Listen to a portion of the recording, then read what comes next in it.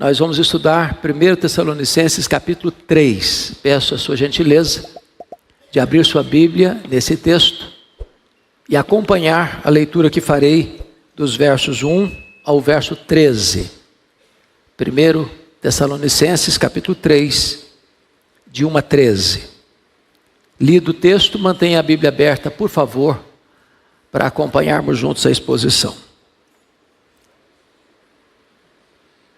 O texto diz assim: pelo que não podendo suportar mais o cuidado por vós, pareceu-nos bem ficar sozinhos em Atenas.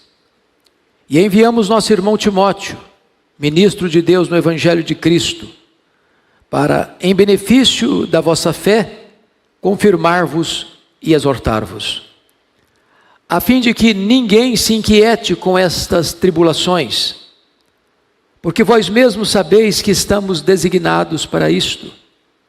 Pois, quando ainda estávamos convosco, predissemos que íamos ser afligidos, o que de fato aconteceu, e é do vosso conhecimento.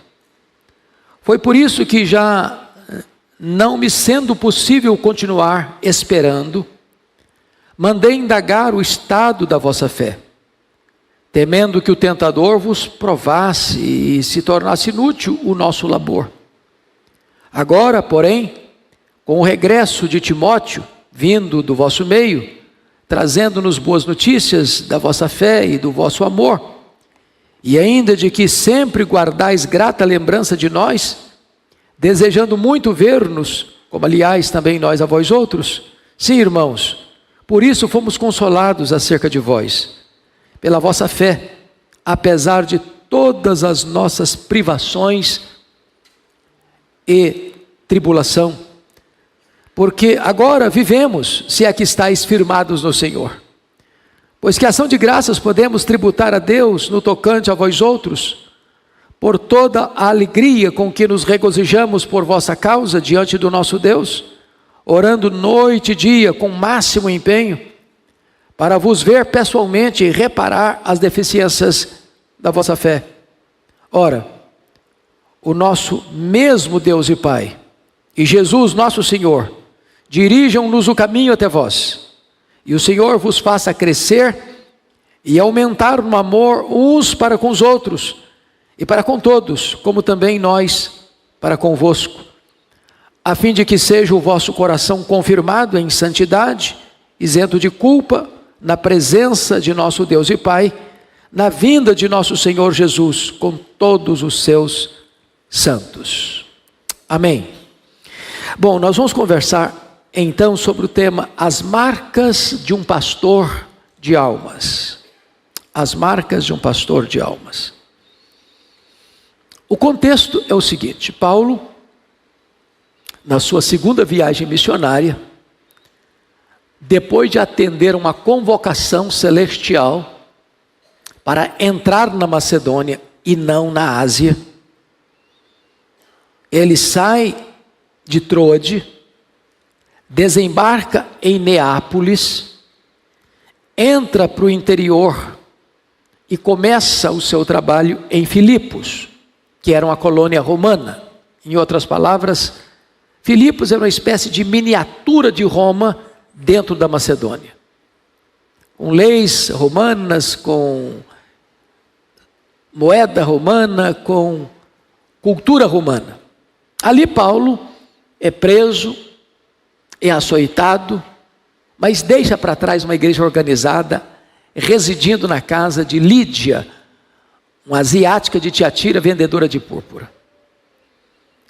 Por ser estratégico, Paulo sai de Filipos e vai rumo ao norte da Macedônia, para a capital da Macedônia, a cidade de Tessalônica, cidade da mais alta importância cultural, porque era a cidade de Filipe da Macedônia, cidade de Alexandre o Grande, capital daquela província. E ali Paulo tem o privilégio de pregar o Evangelho e ver a conversão de muitos gentios, de muitas mulheres da nobreza. E ele, estando ali 3 finais de semana e mais alguns dias, deixa para trás uma igreja robusta, que é modelo para os crentes, não só da Macedônia, da Acaia, mas do mundo inteiro. E Paulo tem que fugir dessa cidade, que hoje é uma das principais cidades da Grécia, com 2 milhões de habitantes. E ele foge porque ele é perseguido na cidade. E vai para Bereia. E planta a igreja em Bereia. Mas ali também as pessoas vieram de Tessalônica e enxotaram-no também de Bereia. E ele tem que fugir às pressas, deixando para trás Timóteo e Silas, rumando para a capital intelectual do mundo, a cidade de Atenas. Lá em Atenas, o coração dele começa a pulsar, angustiado. Por quê? Porque ele deixa a igreja de Tessalônica, que era a sua coroa e alegria, debaixo de uma terrível perseguição. Com medo de que o tentador pudesse provar aqueles irmãos e o seu trabalho ali ficar infrutífero, de Atenas mesmo, ele manda Timóteo a Tessalônica, porque Timóteo tinha ficado para trás em Bereia, por causa da perseguição. O coração de Paulo está muito aflito, porque ele está agora em Atenas, fisicamente, mas o coração dele ficou lá em Tessalônica, coração pastoral, com medo daqueles irmãos tão novos na fé, serem tentados e com medo da perseguição retrocederem. Então ele envia Timóteo. Agora, quando Timóteo retorna, trazendo as notícias de que, apesar das tribulações e perseguições, ele está firme na fé, é como se Paulo pudesse dizer: agora eu vivo, agora eu respiro, agora eu tenho paz. E então, ele escreve esta carta, não de Atenas, porque ele sai de Atenas, vai para Corinto, lembram disso? Ele ficou 1 ano e meio em Corinto. Corinto fica no sul da Grécia, Tessalônica no norte da Grécia. Naquela época não chamava Grécia, chamava-se Macedônia. E no 1 ano e meio que ele ficou em Corinto, é que ele escreve esta epístola. Então, eu vou entrar na exposição, chamando a atenção para 2 pontos a título de introdução. Primeiro, o pastor é aquele que tem uma grande preocupação com o estado espiritual da igreja. Olha comigo o versículo 1.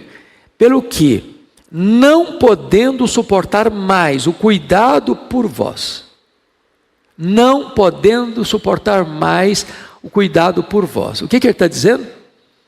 Ele está em Atenas, ele deixou a cidade debaixo de perseguição, os crentes novos na fé ficaram lá no caldeirão em ebulição da perseguição, e naquela época não tinha telefone, não tinha fax, não tinha comunicação.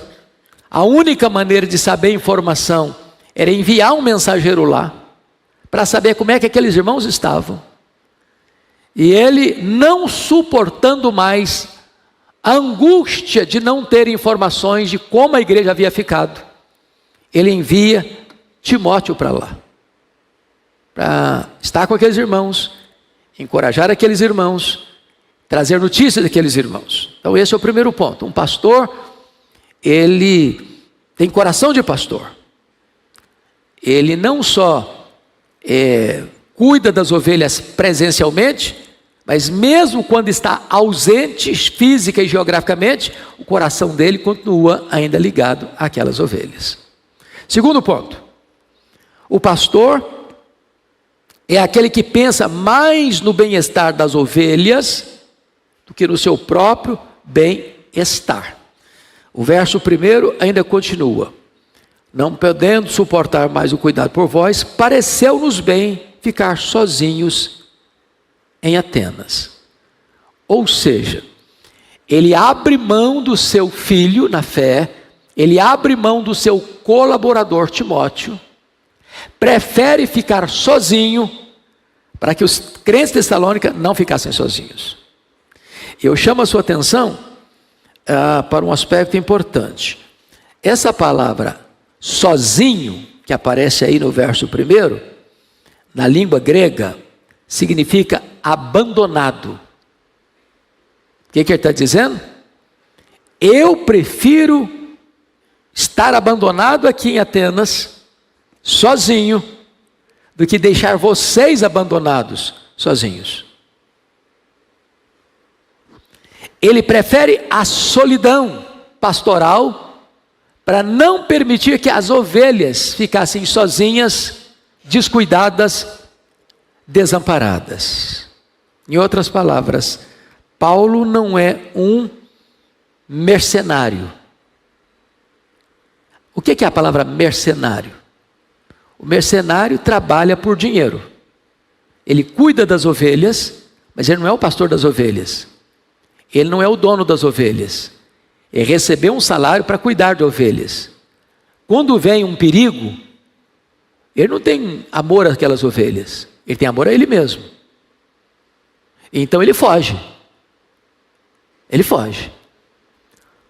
O pastor, sendo o pastor das ovelhas, o dono das ovelhas, que cuida das ovelhas, ele prefere enfrentar o risco e o perigo para proteger as ovelhas. Então é isso que Paulo está nos ensinando aqui. Aliás, ele escreveu numa outra carta assim: eu de boa vontade me gastarei e ainda me deixarei gastar em prol da vossa alma. Esse é o sentimento pastoral de Paulo. Ele não está no ministério para se locupletar, ele não está no ministério para buscar vantagens pessoais, ele não está no ministério para buscar projeção, ele não está no ministério para ter reconhecimento e receber aplausos humanos, não. Paulo está no ministério por amor a Cristo e às ovelhas de Cristo. Presencialmente ou ausente fisicamente, ele cuida das ovelhas. Eu diria para você que Paulo é como uma vela. E nós deveríamos ser também como uma vela. Qual é a característica de uma vela? Embora nós estamos na época da luz elétrica, só usa a vela quando for a lâmpada, a energia é interrompida.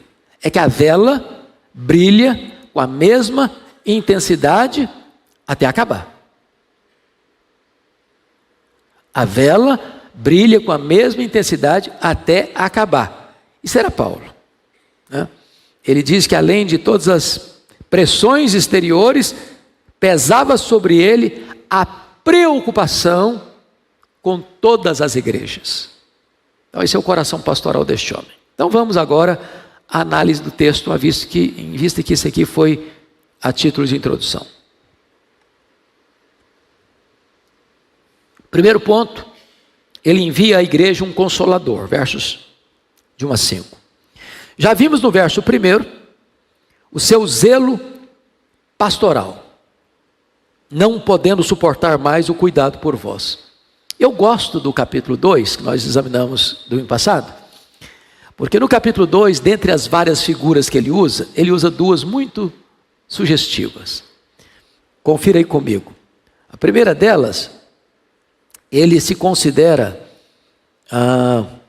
como uma mãe. Por favor, dê uma olhadinha aí comigo. A figura de mãe, versículo de número 7. Embora pudéssemos, como enviados de Cristo, exigir de vós a nossa manutenção, todavia nos tornamos carinhosos entre vós, qual ama que acaricia os próprios filhos. A palavra ama aí é a mãe que dá colo para os filhos. Então, Paulo se considerava uma mãe, no sentido de dar carinho. E a palavra que ele menciona, acaricia, é a palavra abraçar, dar afeto. Ele se sentia uma mãe que dava afeto para os filhos. Mas ele vai usar outra figura. Versículo 11. E sabeis ainda de que maneira com o pai a seus filhos, a cada um de vós exortamos, consolamos e admoestamos. Agora ele usa a figura de pai. A figura de mãe dá carinho. A figura de pai dá orientação. Não estou dizendo que pai não dá carinho e que mãe não dá orientação. Mas ele está dizendo que o que marca uma mãe é que ninguém segura um bebê no colo com tanta segurança, com tanto afeto, com tanta doçura como uma mãe. Ao mesmo tempo que ela amamenta, ela acaricia. O pai tem a responsabilidade de instruir, de exortar, de admoestar. Isso é papel do pai. É por isso que lá em Efésios capítulo 6, versículo 4 está escrito: e vós, pais, não provoqueis vossos filhos a ira, mas criai-os na disciplina e na admoestação do Senhor. A palavra pais aí já não é pai e mãe mais. Nos versos 1 a 3, quando diz: e vós, filhos, dando orientação que os filhos sejam submissos aos pais, aí é pai e mãe, no grego. Filho respeita pai e mãe no mesmo nível. Mas diante de Deus, a responsabilidade de criar na disciplina e na admoestação é uma tarefa que Deus delegou ao homem, ao marido, ao pai. É bem verdade que há muitos pais hoje abrindo mão disso. Há muitos pais hoje, por omissão, delegando essa função à mãe, à esposa, à mulher. E elas fazem esse trabalho. Às vezes até a mulher é pai e mãe ao mesmo tempo. Mas Deus não pôs o peso dessa responsabilidade sobre a mulher. Deus pôs o peso dessa responsabilidade sobre o homem, sobre o marido, sobre o pai. E Paulo é mãe e pai ao mesmo tempo, como um pastor. É isso que ele está querendo dizer para nós aqui. Segundo lugar, além do seu zelo pastoral, ele vai tratar aqui, irmãos, da pessoa que ele vai enviar para a igreja, para consolar aqueles crentes, que é Timóteo. Então, como é que ele caracteriza, como é que ele define Timóteo? Olha o versículo 2 comigo. E enviamos nosso irmão Timóteo. Então, pega essa primeira palavra aí. Enviamos o nosso irmão. Ele era um obreiro crente. Crente. Pressupõe, não? Que o obreiro seja crente? Será que tem obreiro que não é crente? Se você fizer uma análise hoje, no contexto brasileiro, você vai encontrar hoje pastores, obreiros não convertidos. Você vai encontrar hoje obreiros não vocacionados no ministério. Terceiro, você vai encontrar hoje pastores emocionalmente doentes, que precisavam ser cuidados, estão querendo cuidar dos outros.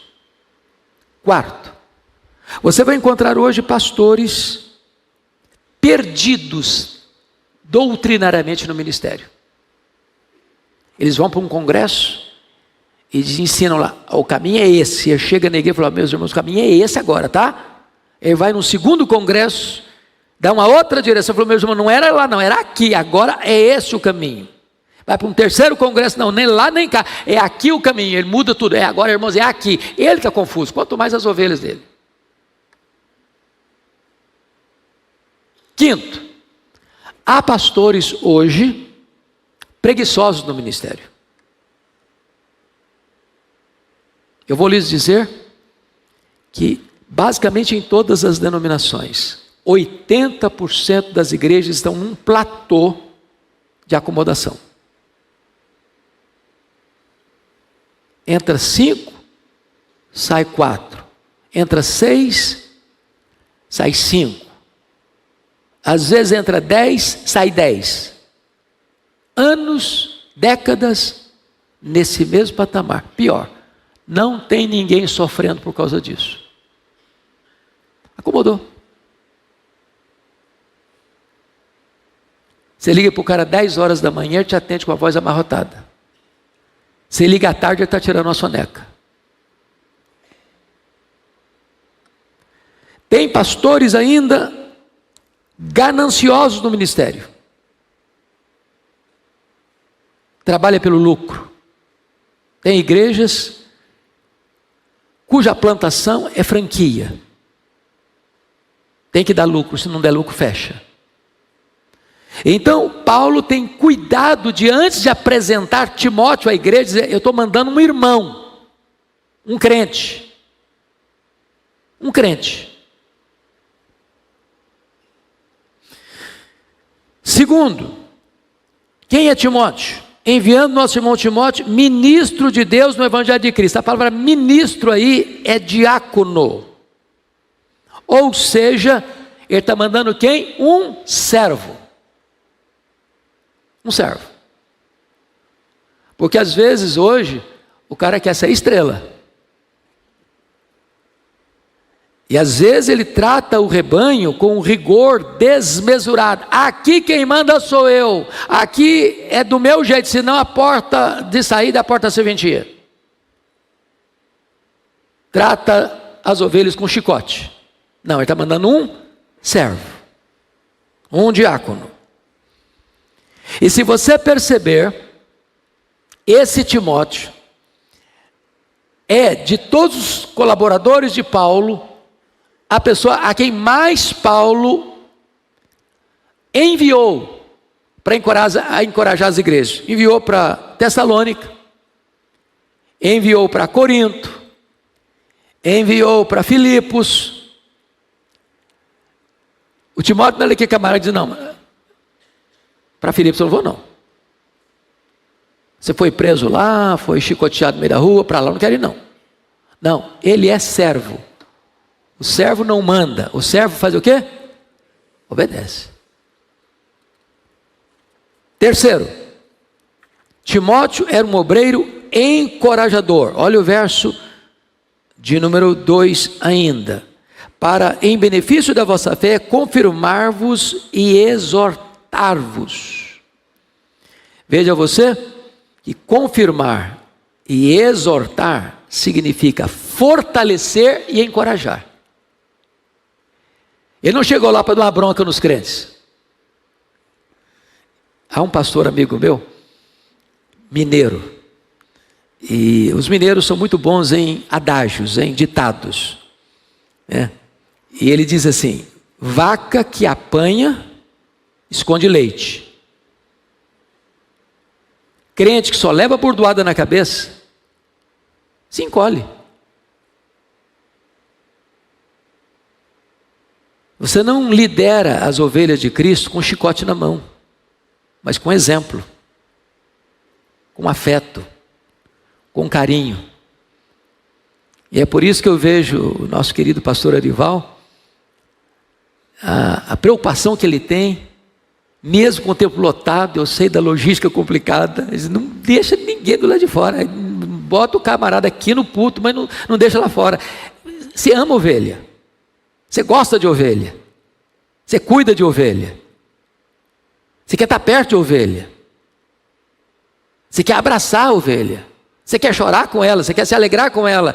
É essa atitude que o Timóteo tinha em relação àquela igreja. Ele era um consolador, ele era alguém que fortalecia o pessoal, animava o pessoal. Ele não foi para inspecionar a igreja, ele foi para ajudar a igreja. Terceiro ponto que eu chamo a sua atenção é as tribulações que aquela igreja teve que enfrentar. Versos 3 a 5. Vamos ver aí o versículo 3 agora. Ele diz: a fim de que ninguém se inquiete com estas tribulações, porque vós mesmos sabeis que estamos designados para isso. A primeira coisa que eu gostaria que você entendesse aí, no verso 3, é que Paulo diz: nós estamos designados para isso. Designado para quê? As tribulações. Isso é forte, não é não? Você está designado para a tribulação. Então quando você enfrenta a tribulação, não pense que você é exceção da humanidade, não, você está designado para isso, vai passar mesmo. Não tem caminho de contorno, não tem rodoanel para você fugir do centro das tribulações, não. Então, eu queria que nós lêssemos alguns textos da Bíblia agora para confirmar isso. Rapidinho. Está pertinho aí. Filipenses 1:29. Olha o que Paulo escreve sobre essa questão das tribulações. Ele diz assim: porque vos foi concedida a graça de padecerdes por Cristo e não somente de crerdes nele. Eu gosto da segunda parte. Me foi concedida a graça de crer em Jesus, que maravilha, bendito seja Deus. Mas eu não gosto da primeira parte. Me foi concedida a graça de padecer por Cristo. Mas espera um pouquinho, essa graça eu não quero não. Você quer essa graça de padecer por Jesus? Foi concedida a você. Então, tribulação e cristianismo caminham juntos. Segundo texto, vamos para 1 de Pedro, capítulo 4. 1 de Pedro 4. Olha o que ele escreve aí. Versículo 12. Amados, não estranheis o fogo ardente que surge no meio de vós, destinando a provar-vos, como se alguma coisa extraordinária vos estivesse acontecendo. Pelo contrário, alegrai-vos na medida em que sois co-participantes dos sofrimentos de Cristo, para que também na revelação de sua glória vos alegreis exultando. Faz parte do pacote ser crente, enfrentar a tribulação. Terceiro texto, João 16, 33. Olha lá comigo. O que é que está escrito aí? Estas coisas vos tenho dito, para que tenhais paz em mim. No mundo passais por aflições. Olha, está no plural. Mas tem de bom ânimo, eu venci o mundo. Agora eu não disse se passardes, não. No mundo passais. Vai ter, não uma aflição, aflições no plural. Vamos para Romanos 5,3. O que está escrito? E não somente isto, mas também nos gloriamos nas próprias tribulações. Para não cansá-los com tantos textos, mais um. 2 Timóteo, capítulo 3, versículo 12, está escrito: ora, todos quantos querem viver piedosamente em Cristo serão perseguidos. A maioria? A metade? Só um pouquinho? Não. Todos. Quantos quiserem viver piedosamente serão perseguidos. Então,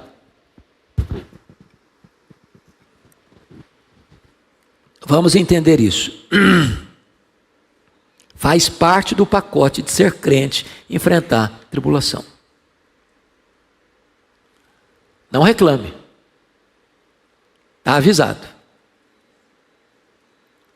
E Jesus disse: se alguém quiser ser meu discípulo, a si mesmo se negue, tome a sua cruz e siga-me. Segundo ponto.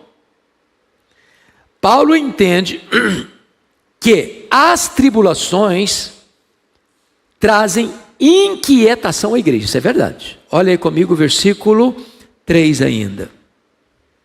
Agora vamos voltar para Tessalonicenses. Olha o que ele vai dizer. A fim de que ninguém se inquiete com essas tribulações. E eu chamo a sua atenção que a palavra inquietar aí, além de trazer a ideia de perturbar, desanimar, ela é mais sutil. Essa palavra, sainomai, no grego, era usada no grego clássico por Homero como abanar do cachorro. Então para um pouquinho comigo. Quem tem cachorro em casa? O que é que acontece quando você chega da rua? Quem vai te receber na porta? Estou falando que a esposa, o marido não vai primeiro não. Cuidado que o cachorro pode ir na frente, viu? Você pode chegar 10 vezes no dia, 10 vezes vai fazer festa. E qual é o símbolo físico de fazer festa para o cachorrinho? Abanar a cauda. E abanar a cauda do cachorro, essa palavra aqui no grego, traz a ideia de bajulação. E qual o problema aqui? É que o diabo é muito mais perigoso quando ele bajula você do que quando ele persegue você. Como é que aconteceu a queda dos nossos pais no Éden? O diabo chegou batendo na Eva, mostrando um chifre com um tridente para ela. Ele chegou elogiando a Eva. Ô Eva, deixa eu te falar. Você merece mais. você tem potencial para mais. Aliás, você tem o potencial de ser igualzinha a Deus. Você está nesse jardim michuruco aqui, você merece muito mais. Olha, se você comer desse fruto, seus olhos vão se abrir a tal ponto de você estar no mesmo nível da divindade. O que o Satanás está fazendo com a Eva? Botando ela num pedestal, banando o rabinho, bajulando. Então, nós precisamos nos acautelar de duas estratégias do diabo: ou ameaçando você, ou bajulando você. Em ambas as situações, esse tipo de ação pode inquietar você. Ou para dizer para Deus: Deus, eu estou muito injustiçado, o Senhor não está me tratando como devia me tratar, não. Olha a luta que eu estou passando. O Senhor não gosta de mim, não? Por que eu estou enfrentando essa magrela toda?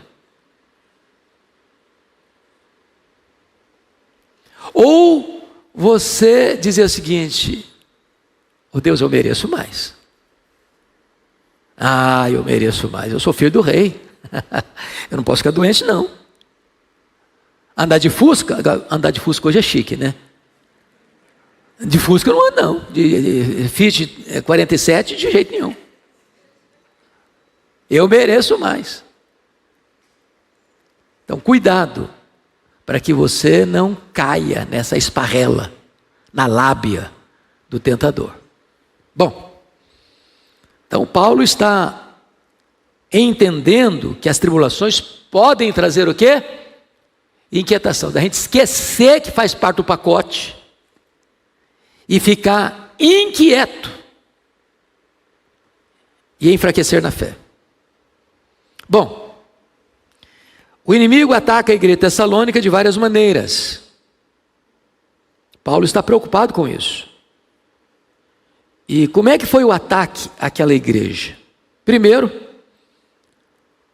atacou a igreja espalhando mentiras e boatos acerca de Paulo. Está lá no capítulo 2, no versículo 3 a 6. Acusaram Paulo de ter motivações impuras. Acusaram Paulo de estar trabalhando por dinheiro. Acusaram Paulo de ser megalomaníaco. E o diabo é especialista nisso. Ele quer desacreditar o obreiro. Ele quer macular a honra do obreiro, para desta maneira desarticular o ministério. Essa é a ação do diabo. Mas atacou a igreja em segundo lugar através do vergonhoso tratamento dado aos apóstolos e aos novos crentes. Capítulo 2, verso 2, ele diz: apesar de maltratados e ultrajados em Filipos. Já pensou o que é um obreiro ser maltratado e ultrajado? Qual era a intenção do inimigo em deixar Paulo apanhar no meio da rua? Se esse cara apanhou no meio da rua, que credencial ele tem para levantar-se numa praça agora e pregar de novo? Terceiro, atacou a igreja resistindo face a face os crentes, opondo-se à sua fé. Capítulo 2, versículo 16, a ponto de nos impedirem de falar aos gentios, para que sejam salvos. Você está proibido de falar, você não pode falar. E o mecanismo aqui era um mecanismo legal, porque estão acusando Paulo de estar ensinando coisas que pareciam, cheiravam a conspiração contra o Império Romano. É questão da legalidade. E aqui, irmãos, nós temos que tomar todo cuidado,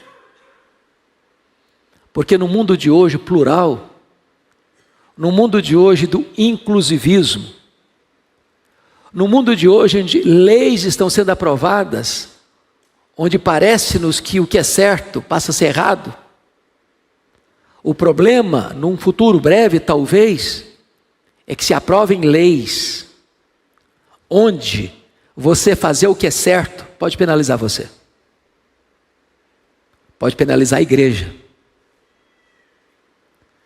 E assim, Paulo estava com o seu coração de pastor preocupado lá em Atenas, de que essas tribulações viessem a desanimar a igreja. Então,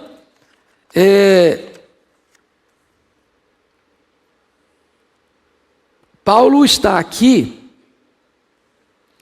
mostrando, e se você perceber, quando ele está plantando essa igreja, está lá em Atos 17, você pode conferir aí comigo, versículos 6 a 9, ele diz: porém, não os encontramos, arrastaram Jason e alguns irmãos perante as autoridades, clamando: estes que têm transtornado o mundo, chegaram também aqui, os quais Jason hospedou, todos estes procedem contra os decretos de César, afirmando ser Jesus outro rei. Tanto a multidão como as autoridades ficaram agitados ao ouvirem essas palavras. Ou seja, está se levantando aqui um problema legal. Vocês crentes aí estão contra o império, estão lutando contra César. Então daí vem a perseguição. Então, agora Paulo vai alertar que as tribulações trazem sérios riscos à causa do evangelho. Olha aí, capítulo 3, verso 5, a parte B, Tessalonicenses 3, 5, parte B. Ele diz aí: temendo que o tentador vos provasse e se tornasse inútil o nosso labor. Nota de rodapé: Paulo não via o diabo como uma lenda, como um ser mítico. Paulo entendia que Satanás é o tentador, e ele entra para atrapalhar o trabalho. Olha o capítulo 2, versículo 18, quando ele diz: por isso quisemos ir até vós, pelo menos eu, Paulo, não somente uma vez, mas duas, contudo Satanás nos barrou o caminho, colocou bloqueio, impedimento. Paulo entendia que o nosso ministério tem coisas que são visíveis, terrenas, humanas, e tem coisas que são invisíveis, e tem coisas que são espirituais. Você enfrenta a resistência dos homens, do Império Romano, você enfrenta a resistência de Satanás. E nós vivemos nesse caldeirão de pressão de todo lado. É isso que ele está afirmando para nós. Bom, vamos a um outro ponto. Essa é a angústia dele, enquanto está enviando Timóteo de Atenas para Tessalônica. Agora vamos encontrar como é que ele se sentiu quando Timóteo retorna de Tessalônica, trazendo as boas notícias da igreja para Paulo. Timóteo foi representante de Paulo à igreja e da igreja ao apóstolo Paulo. Qual a conclusão que Timóteo chegou? É que as provações, em vez de ter desanimado ou destruído a igreja, fortaleceu a igreja ainda mais. Que bênção, louvado seja o Senhor. É isso que Deus espera de nós, irmãos. Quanto mais aumenta o fogo da fornalha, mais os crentes permanecem firmes e fiéis.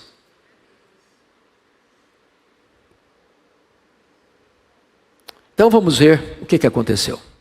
Olha o versículo de número 6, 3:6. Ele diz: por estas coisas, não, estou em Colossenses 3:6. Agora, porém, com o regresso de Timóteo, vindo do vosso meio, trazendo-nos boas notícias da vossa fé e do vosso amor, e ainda de que sempre guardais grata lembrança de nós, desejando muito ver-nos, como aliás também nós a vós outros. Para um pouquinho. Paulo está preocupado com o evangelho e Paulo está preocupado com a sua liderança como apóstolo. Por quê? Porque houve uma boataria circulando na cidade que Paulo era um obreiro. Primeiro, estava interessado no dinheiro deles. Segundo, que Paulo era um obreiro que era megalomaníaco, que estava buscando projeção pessoal. Se essas boatarias ganhassem espaço na igreja, Paulo perderia a sua liderança. como apóstolo.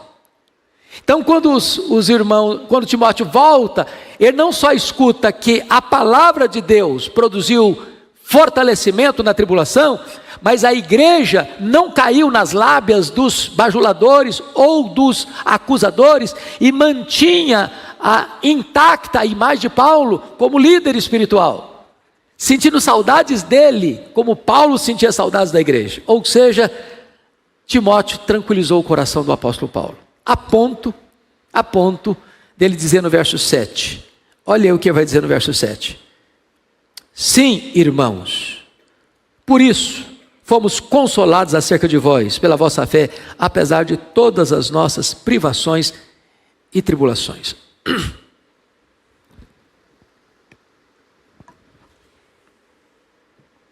Eu não sei se vocês observam comigo, esse homem chamado Paulo não teve folga.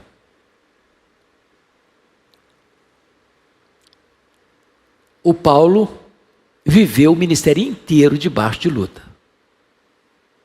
De luta. Aliás, o próprio Jesus havia dito lá na conversão dele, eu lhe mostrarei o quanto importa sofrer pelo meu nome.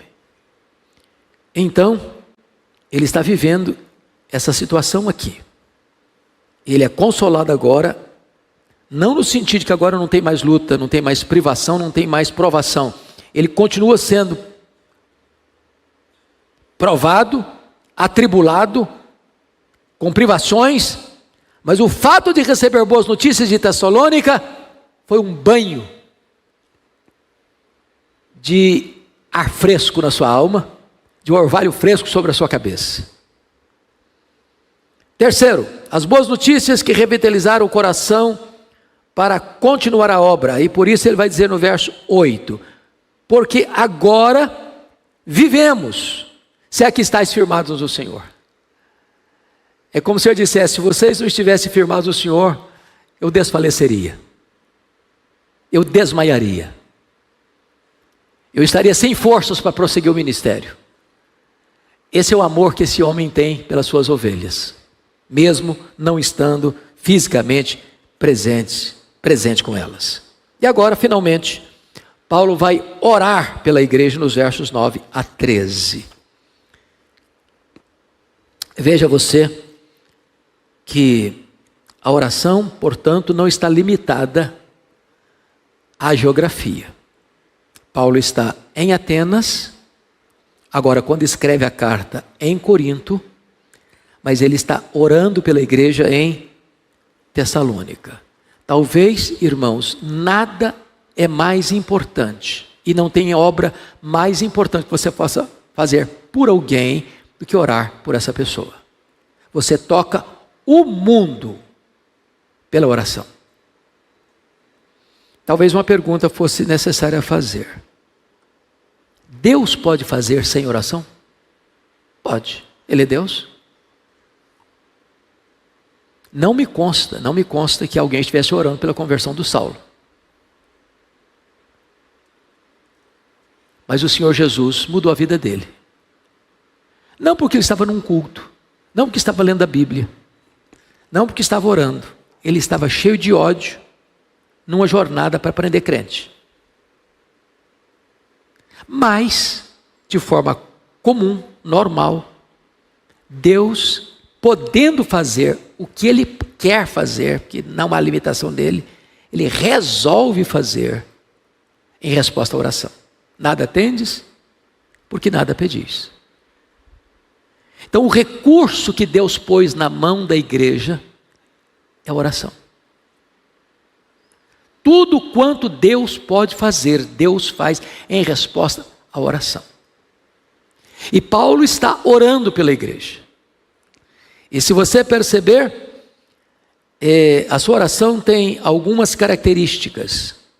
Ela tem uma gratidão profunda, ela tem uma perseverança, ela tem uma intensidade, e ela trata de assuntos comuns e ordinários. Isso é impressionante.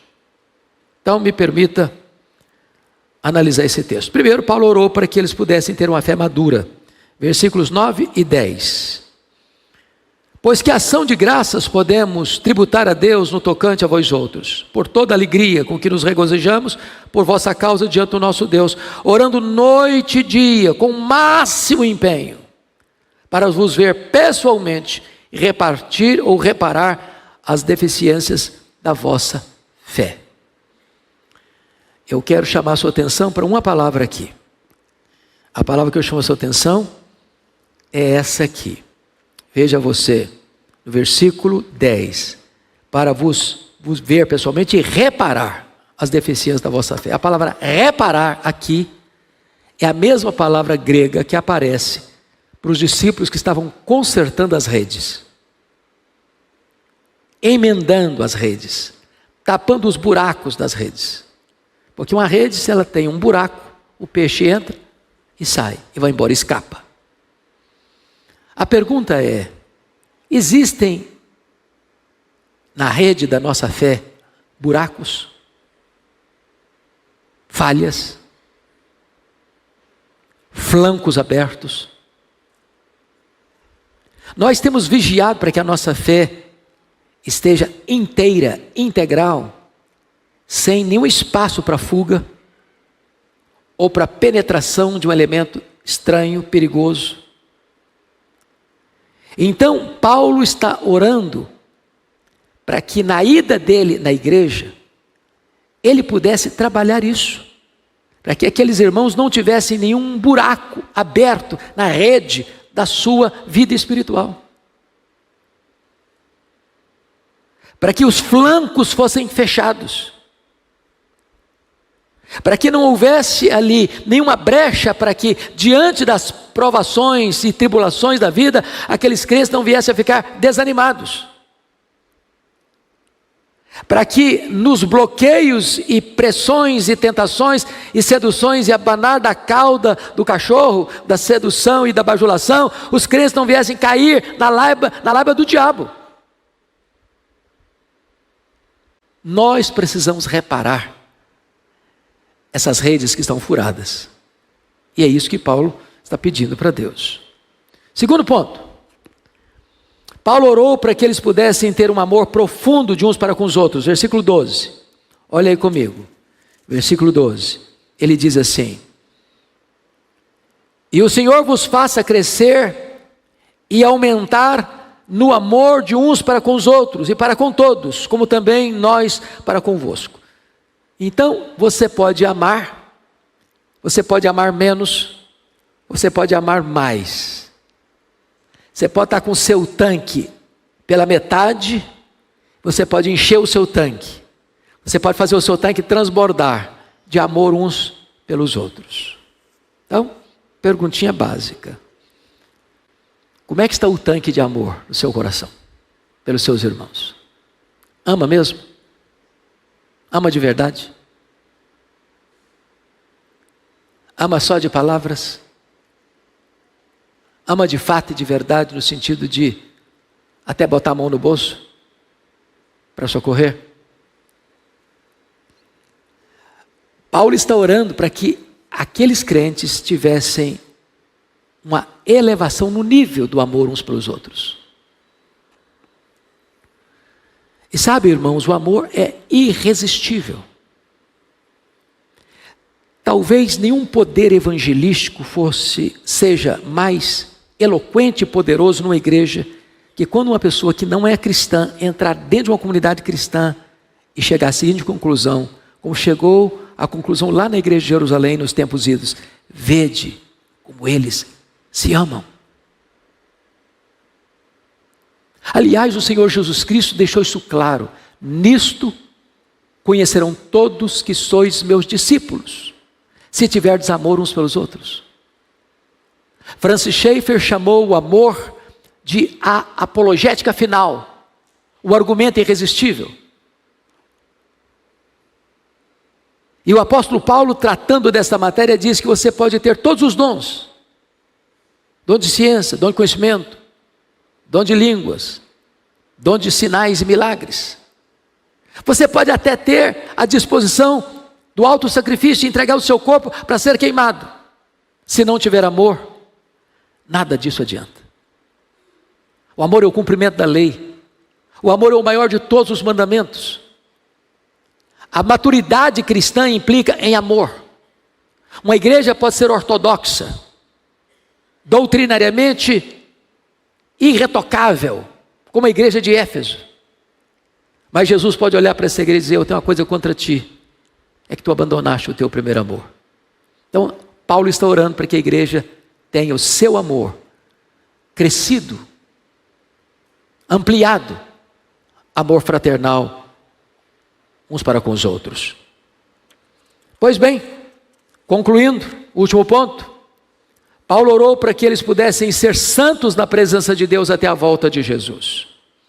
Olha comigo o versículo 13. A segunda vinda de Cristo motiva os crentes a uma vida de santidade, a fim de que seja o vosso coração confirmado em santidade, isento de culpa na presença do nosso Deus, na vinda de nosso Senhor Jesus com todos os seus santos. O que Paulo está querendo dizer é que se você crê que Jesus voltará, a escatologia, a parousia, a segunda vinda de Cristo, precisa impactar a sua vida hoje. Ninguém pode dizer: eu estou aguardando a volta do Senhor Jesus, e deliberadamente viver no pecado. Então, crer na segunda vinda, meditar sobre a segunda vinda, impacta a sua vida de santidade aqui e agora. Segundo, a santidade de vida não é uma formalidade externa, mas uma vida vivida na presença de Deus, é o que vai dizer. A fim de que seja o vosso coração confirmado em santidade, isento de culpa, na presença de nosso Deus e Pai. Quando ele diz na presença de nosso Deus e Pai, ele está querendo dizer o seguinte: não adianta usar máscara, não adianta ser um ator, não adianta ser um hipócrita, não adianta ser um fariseu, não adianta estadiar santidade diante das pessoas, se lá no íntimo a vida é outra. Porque Deus vê tudo. Se você está na presença de Deus, todas as máscaras caem. Então, santidade não é uma coisa formal, não é um ritual, não é uma formalidade de palavras, de gestos, de roupa, de usos e costumes. Santidade é aquilo que você vive sem máscara, na presença de Deus, com a porta do seu quarto fechada. Finalmente, a segunda vinda de Cristo nos mostra que o melhor ainda está pela frente. Quando ele diz assim, veja você, na vinda de nosso Senhor Jesus com todos os seus santos. Meus amados, o que significa isso? Primeiro, significa que a vida não é cíclica, como pensavam os gregos. Segundo, significa que a história não caminha para um desastre. Terceiro, significa que a história é teleológica, em outras palavras, ela caminha para um telos, para um fim, para uma consumação. E essa consumação não é tragédia, é glorificação. Essa consumação significa que haverá novos céus e nova terra, onde habita a justiça. Essa consumação significa que Jesus voltará em glória, e todos aqueles que já nos precederam, já estão lá na glória, voltarão com Ele. E então os mortos ressuscitarão, uns para a ressurreição da vida, outros para a ressurreição do juízo. Significa que aquela alma que já estava na glória e desce com Jesus na sua segunda vinda, agora se une a esse corpo que levantou da sepultura, incorruptível, imortal, poderoso, glorioso, espiritual, celestial, semelhante à glória do Senhor Jesus, e se une àquela alma que vem em glória, e assim completos, seremos arrebatados para estar para sempre com o Senhor. Não tem mais choro, não tem mais dor, não tem mais pecado, não tem mais adeus, não tem mais corrupção, nós estaremos para sempre com o Senhor, numa eternidade de gozo e bem-aventurança eterna. É isso que nos espera, é isso que nos aguarda. A igreja que somos hoje será amanhã a igreja triunfante. Que Deus nos abençoe, que Deus nos console. Tem luta? Tem luta. Tem tribulação? Tem tribulação. Tem perseguição? Tem perseguição. Mas nós não estamos a caminho do caos, nós estamos a caminho da glória. Vamos ficar em pé e vamos orar. Receba, Pai, gratidão do nosso coração pela Tua palavra tão oportuna, tão atual e tão poderosa. Tu bem conheces a vida de cada pessoa que está aqui, cada pessoa que está nos acompanhando. Tu sabes das tribulações que cada um está passando. Tu sabes as dores, as lágrimas, as tensões da vida que cada um está vivendo. E eu te peço, Senhor, sustenta o teu povo, segura firme a mão do teu povo. Repara, Senhor, as brechas da nossa vida. Fortaleça a nossa fé. Ajuda-nos a crescer em amor uns pelos outros. Dá-nos graça, Deus, para em vez de ficarmos desanimados, nós ficarmos mais entusiasmados ainda. E dá-nos a bênção de aguardar, com grande expectativa, a volta do nosso glorioso Redentor. Que o grito da nossa alma seja: Maranata, ora vem, Senhor Jesus. Que sejamos encontrados puros e imaculados nesse dia, para estarmos para sempre contigo, numa realidade de bem-aventurança eterna. Abençoa a tua igreja aqui congregada e abençoa todos quantos agora nos acompanham. Em nome de Jesus oramos. Amém.